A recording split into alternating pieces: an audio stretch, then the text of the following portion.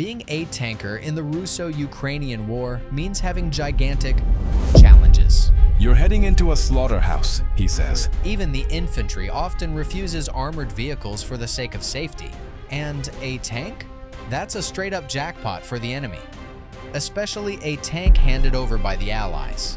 One of the biggest donors of this hardware for Ukraine is Poland, and its tanks have been demonstrating hardness, quite literally, since 2022. This is the PT-91 Twardy, hard in Polish, and it's getting ready to show the Russians exactly what it's capable of. Does it meet the challenges of modern warfare?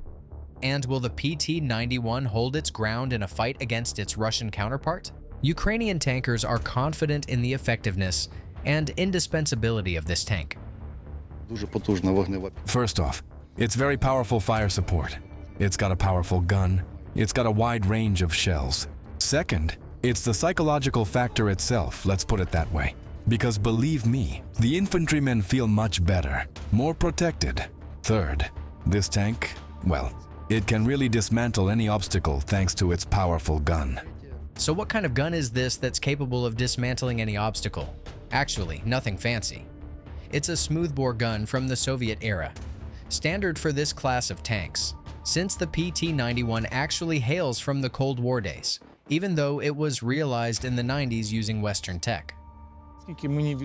As far as I know, this is a licensed version of the Soviet T-72 M1 tank, just the one that was manufactured in Poland. In reality, it's easy to get confused on this topic, and it's worth emphasizing that T-72 M1s were produced in Poland without significant changes during Soviet times. But the Twardy, that's a purely Polish development based on the T-72. A little less than 300 of them were manufactured, and a portion was handed over to the armed forces of Ukraine. An important advantage of the Twardy compared to other Western tanks in wartime conditions was that Ukrainian tankers didn't need much time to master these machines. Repair and maintenance of the tanks didn't become a problem either. However, among Ukrainian tankers, views on this tank still diverge. Practically, it doesn't differ from the T-72 at all, whether it's the 125 smoothbore gun here or the PKT machine gun that's mounted. We haven't even taken off the NSVT tank machine gun yet, because the grill is in the way. So it's equipped with the same stuff as the 72. The only difference in it is just the engine. But Ole sees it differently. Well, let's put it this way. It works an order of magnitude better than the Soviet design. It's still quicker. Maneuverability. That's a very important factor because, well, every second can be worth its weight in gold. That's first. Second, the guidance system is improved after all. And the gunner got a night sight. We'll come back to the comparisons with the T-72 later, since it's specifically the Russian T-72s that are most numerous on the battlefield, and they are the direct adversary of the Polish tank. Your like is a signal for YouTube to promote this video. Help the channel grow. Hit that like button. But direct tank-on-tank clashes in this war are a huge rarity, so the PT-91 performs other tasks, like for example on the southern sector of the front. The crew of the Polish tank received a tough task, suppressing an enemy position in one of the settlements. For a sortie like that, the crew has to be more than just professional. You need to have a real fighter's character. The Russians see it perfectly well, but they can't manage to hit the machine at that speed. The Twardy crew cold-bloodedly destroys the Russian position on the move, while their artillerymen try unsuccessfully to score a hit. A shell lands nearby, but the PT-91 has already finished the job and is rushing to get back. The mission is accomplished, and Ukrainian assault troops can begin clearing the settlement.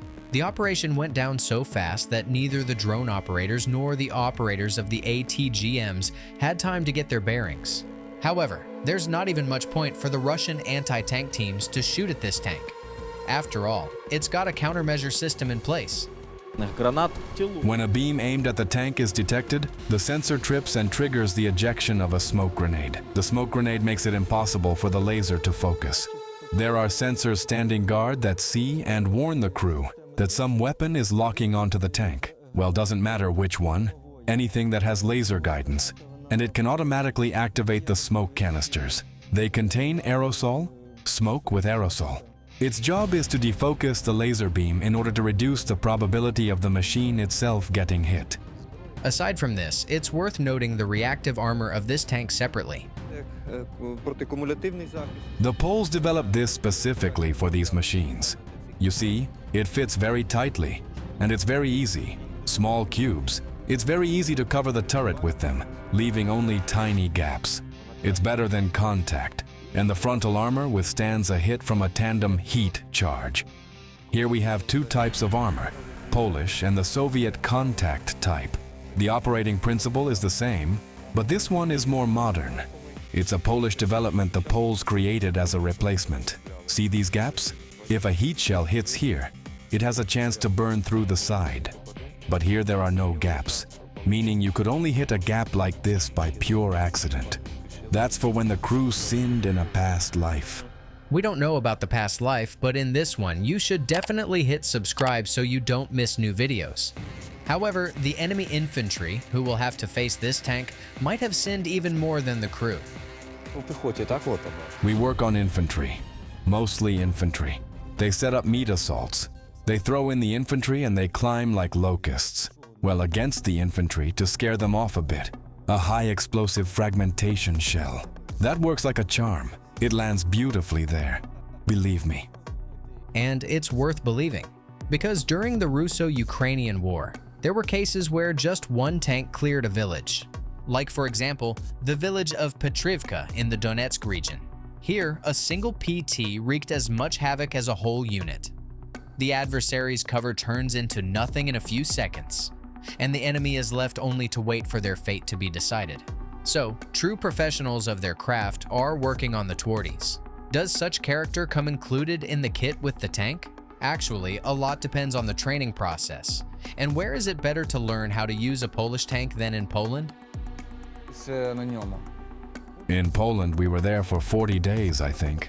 The Poles did it beautifully. We didn't understand them because, well, it's the Polish language, and this is Ukrainian. But they tried. If you can't understand via language, they showed it right there in practice. Climbed in there. He shows this, shows that. But there are tankers for whom the training came much easier. Everything inside here is in the Polish language. But I don't have problems with the Polish language. I read it. I can speak Polish. So the language barrier is not a problem. But still, the Twardy, like any piece of tech, has its downsides. First of all, it is, after all, the outdated technical side. The Twardy has managed to fight on all sectors of the front, from Kherson to the Kursk region. Still, time takes its toll. Even the relatively not-so-old Twardys assembled in the 90s are capable of showing fatigue. We call him Grandpa. Grandpa is old. He's a geezer. He doesn't want to fight. There's always some excuse. Sometimes the radio isn't working. Sometimes something else isn't working. Well, if we live together, then it's like everything fuses into one whole. We understand one another. Whether it's the gunner, or the mechanic, or the commander. Even without the radio, it's possible. Well, with the radio, it's only bad with the mechanic driver because you can't get through to him. He needs it like reins on a horse to steer him. But with the gunner, you can do it without the radio. Just look at each other and he already knows what you want, what I want. However, it's time to raise the main question. Is it better than the most mass-produced Russian T-72? First off, the Polish engine, electronics, and the hardware in general are better than the Soviet analog. Second, Soviet tanks were by their nature a disposable breakthrough weapon, and therefore the designers didn't worry too much about the question of protecting the tank operators, unlike those same Leopard 2s or M1 Abrams. But the Polish developers eliminated this birth defect and created a full-fledged tank capable of performing a wide spectrum of tasks. By the way, in comparison with the Leopard 2 or M1 Abrams, the PT-91 has both advantages and disadvantages. It is lighter, more economical, more adapted to hard work, while the Leopards and Abrams are gigantic armored machines created for destroying any adversary as quickly as possible. At the same time, the PT-91 Twardy version, in a direct comparison, is significantly better than the T-72Ms already handed over to Ukraine.